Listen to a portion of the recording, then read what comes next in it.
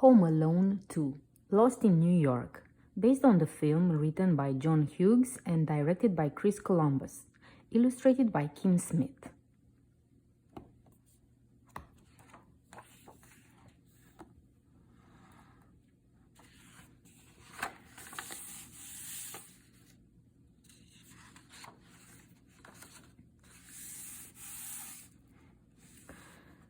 It was 3 nights before Christmas, and the McAllister family was getting ready for their vacation to Florida.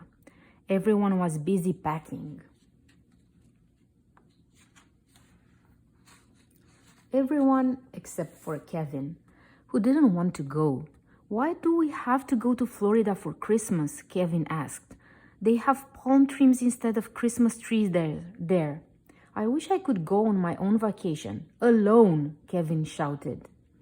"I'd have the best time of my life." But nobody listened.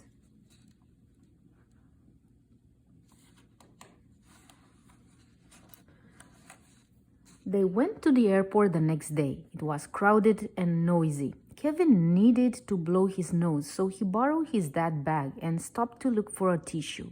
His family rushed on ahead. "Wait up!" Kevin yelled and ran after them. He thought he could see his dad's coat in the crowd. He finally caught up with his dad and boarded the plane at the very last minute. When the plane finally landed, Kevin looked out the window. He saw very tall buildings and lots of snow. It didn't look like Florida at all. When Kevin got off the plane, his family was nowhere to be seen. "Where I am?" "New York City." "Yucks, I did it again." At first, Kevin was scared, but then he realized this was his chance to do whatever he wanted on vacation. He discovered that New York City was a magical place to celebrate Christmas. He rode around in a yellow cab. He saw the Statue of Liberty. He went to the top of the tallest building, and he walked through Central Park. There was a wallet in his dad's bag, so Kevin checked in the fanciest hotel in the city. There was no one to tell him what to do, so Kevin watched lots of TV and ate lots of food from room service.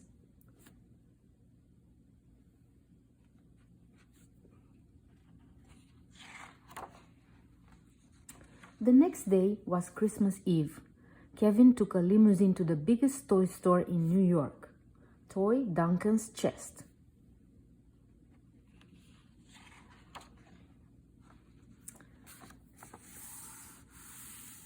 He met the store owner, Mr. Duncan, who told Kevin that all of the money the store earned on Christmas Eve would be donated to a children's hospital. Kevin gave him his whole allowance. He thought the kids in the hospital needed it more than he did. To thank Kevin, Mr. Duncan gave him a pair of special ornaments. Turtle doves are a symbol of friendship. One dove you should keep, and the other one you should give to a true friend.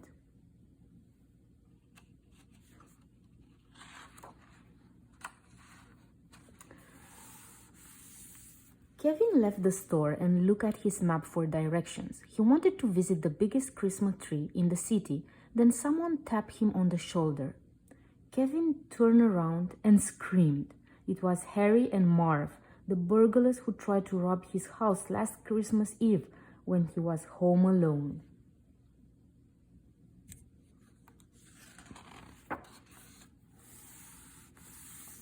"Tonight, we're going to rob that toy store, and this time we're not going to let you stop us." Kevin ran away as fast as he could. He ran all the way across Central Park. He ran so fast that he tripped and his foot got caught between 2 rocks.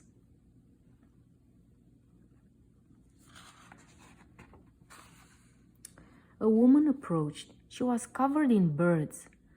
Kevin was scared at first, but then she pulled his foot free of the rocks. The bird lady told Kevin that she lived in the park and that the pigeons were her only friends. She was spending Christmas without her family, just like Kevin. Kevin thanked her for helping him and promised that he would come back to visit her.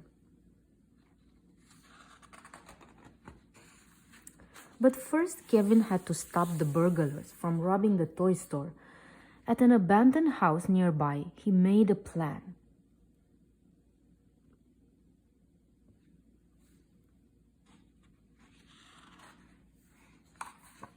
Kevin poured goo on the floor and tied paint cans to ropes and lined up bags of flour.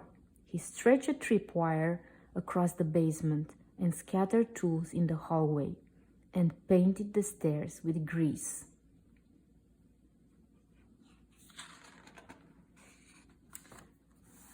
Kevin went back to the toy store. Harry and Marv were already there, stuffing money into a bag. "Hey, follow me or I'll call the cops." The burglars chased Kevin to an abandoned house. Then they stumbled into all Kevin's traps.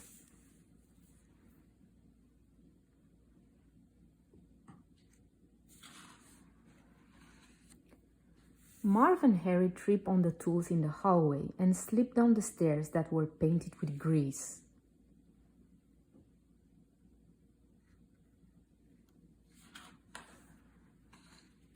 But as Kevin snuck away, the burglars spotted him. They chased after him and dragged him back to Central Park. Suddenly, the bird lady appeared and threw birdseed all over Harry and Marv, who were covered in goo. The pigeons swarmed Harry and Marv and pecked at them until the police arrived.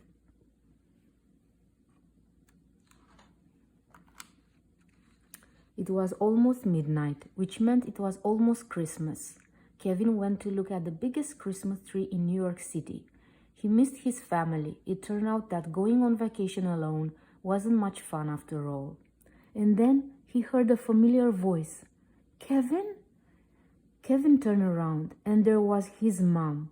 She knew Kevin better than anyone, so she remembered how much he loved Christmas trees. She knew exactly where to find him. Kevin's whole family was waiting back at the hotel. "I missed you all so much," Kevin said. On Christmas morning, a giant pile of presents sat under the tree.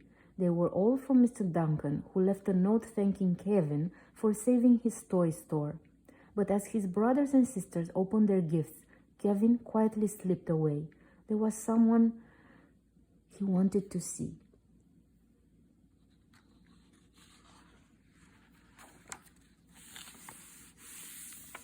Kevin hadn't forgotten the bird lady who helped him so much. He gave him the other turtle dove ornament, which meant they would be friends forever. "Merry Christmas, Kevin. Merry Christmas." All was peaceful until his dad yelled so loudly that Kevin could hear him from the park. "Kevin, you spent $967 on room service?"